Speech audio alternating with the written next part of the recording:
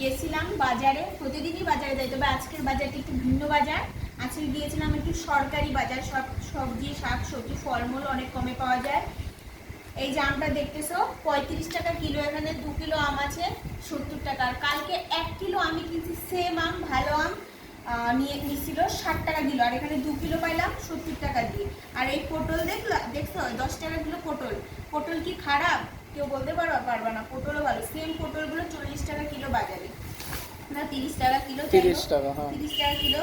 এই তো রসুন নিয়ে আসলাম, এতগুলো রসুন আনছি, মাত্র কত টাকা নিছি? 10 টাকা না, ক টাকা দাম পড়ছে রসুন? 7 টাকা সহ।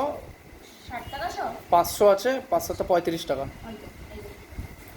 অনেক মানে রসুনের কোয়াগুলো বড় বড়। 7 টাকা সহ রসুন। আর এই তরমুজটা 14 টাকা কিলো তরমুজ পড়ছে, 2 কিলো আছে, একটু কম আছে 27 টাকা পড়ছে। যাই হোক 2 কিলো একটু কম 27 টাকা পড়ছে। দেখবো কাইটা অদিনের তরমুজ কেমন। তো এই যে বাজারটা আমাদের বাড়ি থেকে খুবই কাছে, আমাদের এক কাকু আছে, অফিস যাওয়ার সময় দেখতে, পরে বললো রেগুলারই বসে। পরে আমি বাবিন আর আমার একটা ভাই আছে, আমাদের ওই ভাই 3 জন মিলে বাইরে করে গিয়া ওরাও বাজার করলো, আমরাও করলাম, এই জিনিসগুলো নিয়ে আসলাম।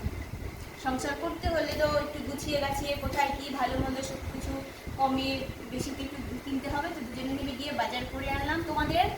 আমাদের এই দুজনের মিলে বাজার করার পদ্ধতিটা কেমন লাগে একটু জানিও। আমরা দুজনে মিলে বাজার করি ভালো মন্দ, যখনই সময় পাই বাজার করতে ভালোবাসি দুজনে। তো এই ছিল আমাদের সরকারি বাজারের বাজার, কম দামে পাওয়া যায়, কুটে কুটে কিনলে ভালো জিনিস পাওয়া যায়। টাটা।